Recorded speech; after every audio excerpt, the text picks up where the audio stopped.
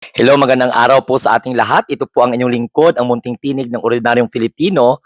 Kamusta po ang ating mga kababayan saan mang sulok ng mundo? Kung kayo po ay bago sa aking munting tinig channel, huwag kalimutan mag-share, like at saka subscribe. And don't forget to click the notification bell para lagi kayong updated pag nag-live ako at saka nag-upload ng mga video. So ngayong gabi, pag-usapan natin ang mga Duterte supporters na paniwalang-paniwala pa rin talaga sila na malakas ang mga Duterte. Ang 2025 midterm election ay patunay lamang po na wala na pong angas, wala ng magic at wala ng panlasa ang taong bayan sa mga Duterte.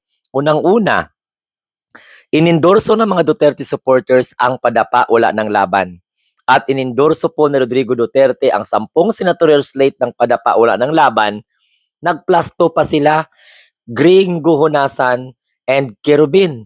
Plus, nagplasto pa talaga sila Amy Marcos at saka Camille Villar last minute ng election campaign, inendorso nila at suportado nila itong mga balimbing at mga latak ng alyansa. Ang hindi ko maintindihan sa mga DDS, spirit pa rin kayong naniniwala na si Digong ay malakas, si Sara ay malakas. Alam nyo naman kung paano po nanira si Sara Duterte sa Metro Manila. Galit na galit kay Benny Abante, kay Chua, at saka kay Valeriano. Ang tanong, tumala ba? Nanalo pa rin si Valeriano, nanalo pa rin si Chua. Nanalo pa si Jinky Lumistro, naniratrat din ang paninira ni Sara Duterte. Si Benny Abante, natalo, pero kaliit-liit lang po ng lamang ng kalaban ni Benny Abante. Halos lahat ng mga congressman, 104, lakas pa rin at kapartido pa rin ng alyansa ang nanalo. So nasaan po ang lakas ni Sara Duterte at ang lakas ni Rodrigo Roa Duterte? Ang pagkatalo ni Gwen Garcia sa Cebu ay hindi po ma-attribute na dahil po yun sa mga Duterte. Hindi. Dahil gusto ng mga Cebuano na magkaroon sila ng pagbabago in terms of leadership. Sa kanila naman yun, kung ayaw nila ng pamumuno ni Gwen Garcia, kasi medyo matagal-tagal na naman ang mga Garcia dyan sa Cebu, at gusto na nilang palitan, so siguro lucky itong si Pambari 4. Pero karamihan po, mga kamunting tinig, na mga kaalyado ng mga Duterte, hindi po nanalo kahit inendorso pa ng Iglesia ni Cristo. Now, balik tayo dito sa sinasabing malakas pa ang mga Duterte. Hindi na po. Unang-una, hindi po umapang-abot si Kerubin at saka si Gringo Honasan. Considering that Gringo Honasan is a former senator of the Philippine Republic. At karamihan sa inendorso ni Rodrigo Roa Duterte, hindi po nanalo dahil 3 lang po sa PDP ang pumasok. Plus, itong 2 guest candidates nila na si Amy at saka si Villar, na alam naman po natin na bumuhos sila ng napakalaking pera sa kanilang mga political ads. O hindi po may pagkaila na gumasto po ang 2 na ito at sila po ata yung highest spender. At kung malakas ang mga Duterte, malakas si Sara, bakit number 10 lang si Camille Villar at number 10 po number 12 si Amy? Si Bongo, nag-number 1 dahil unang-una dinala siya ng ng Iglesia ni Cristo, mga DDS pa, no, na mga alinganga. Given, malakas si Bongo, si Bato. Pero the fact that dagdag natin si Marcoleta. Si Marcoleta talaga, tinus-up talaga ng iglesia yan. Kasi membro siya ng iglesia na nagsasabing hindi po sila namumulitika, pero parang allergic sa politics, pero nagpa-elect ang membro nila. Okay? So kaya nga mga kamunting tinig, ito po ang rason kung bakit ko sinasabi na ang mga Duterte ay wala ng spark. Okay? Hindi na sila katulad ng dati na grabe ang suporta ng mga Pilipino, nag-decline na. Nag-decline na. Kung hindi umalis si Amy at saka si Camille Villar, parang ginamit nga lang ni Amy at saka ni Camille ang alyansa kasi umakyat pa sa entablado si Camille at saka si Amy.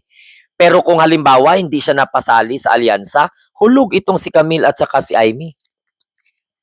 Kahit na humirit pa si Amy ng paninira sa kapartido ng alyansa para sa bagong Pilipinas, no? Hindi po talaga masasabi natin na malakas pa ang mga Duterte.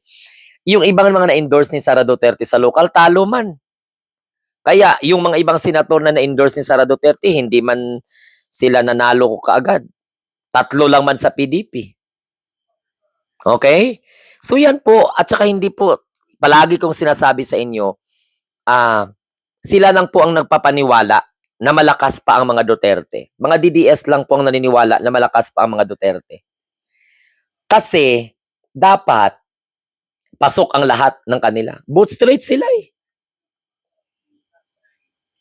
Pero kung ayaw niyong tanggapin na both straight, sabihin ko sa inyo, may nilaglag po ang padapa, wala ng laban. Nagiging collateral itong sila Philip Salvador, si Bundok, Vic Rodriguez, o nasaan na? Itinaas pa ng kamay ni Rodrigo Duterte yan. Tinaas pa ng kamay ni Rodrigo Duterte. Si Bongo nag-number 1 kasi gamit-gamit na yung malasakit. O si Marcoleta naman, nanalo, in-endorse ng Iglesia ni Cristo, tapos nangako na kapag ang bill mo mababa sa 2,000, libre na. Pagdating sa bill mo sa kuryente. 'Di ba? O si Bato de la Rosa naman, nanalo dahil paawa effect. So ang nakuha nila sympathy boost, hindi po sa kanilang performance.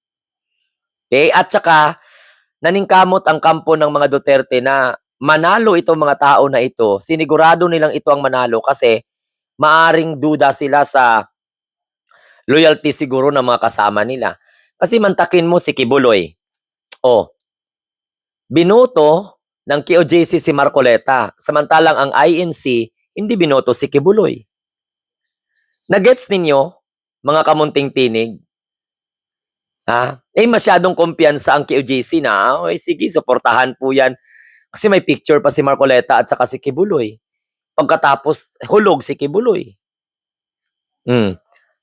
Kaya nga sabi ni Kibuloy, magpaparecount kasi duda daw sa resulta ng eleksyon. So, ibig sabihin, hindi tanggap ni Kibuloy na number 1 si Bongo, hindi tanggap siguro ni Kibuloy na nakapasok si Marcoleta, hindi nakapasok si Amy Marcos, si Villar, at saka hindi nakapasok si Bato de la Rosa. Kasi, nagrereklamo pa siya eh. Anong purpose na magpa-recount? Sa bagay, may pera naman. Tsaka pag-recount kasi, manual counting, pag ano mo dyan random. Random yan, random.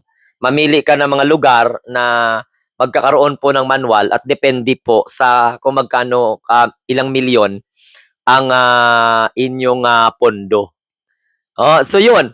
So maliwanag na hindi tanggap ni Kibuloy ang resulta ng eleksyon despite na naging number 1 pa si Bato, si Bongo, tapos si Bato de la Rosa nag number 3, si Marcoleta number 6 ata, and then si Amy number 12, and itong si Villar number 10. Duda si Kibuloy sa resulta ng eleksyon kasi may dayaan lagi eh. So sino yung nagpapakalat ng may dayaan? Si Sara Duterte. Kaya yung gina-claim na malakas si Sara Duterte, naku, maniwala kayo. Bakit? 'Di ba? Binastos-bastos niya si Chua, si Valeriano, si Benny Abante. Pero bakit si Benny Abante maliit lang yung abansi ng ng kalaban niya. Si Chua nanalo. Si Valeriano nanalo rin. And most of congressmen nanalo 104. Lakas. Nasaan na yung mga Duterte? Wala. Kaya wala na talagang power, wala nang magic. Kahit nga si Digong, yung endorsement ni Digong hindi din tumalab. Yung endorsement ni Digong hindi tumalab na kung saan ay talagang bilib na bilib si Vic Rodriguez pero nahulog siya. So walang kwenta yung endorsement ni Digong, hindi po nakakaapekto yun. Kasi kung malakas, hindi sila nag-rely sa boto ng iglesia. Ito. Dinala ng iglesia yung mga sigurado lang na magsuporta kay Sara Duterte pagdating sa impeachment. Kasi alam naman nila na pag panalunin nila si Philip Salvador, ang mangyayari po dyan, naging katawa-tawa lang sa Senado pag magsimula na po yung impeachment trial. I didn't underestimate, no, I did not underestimate the level of understanding and capacity and intelligence of Philip Salvador and the other senatoriables ng padapa wala ng laban. Pero talagang kung titingnan po ninyo, nilaglag talaga sila.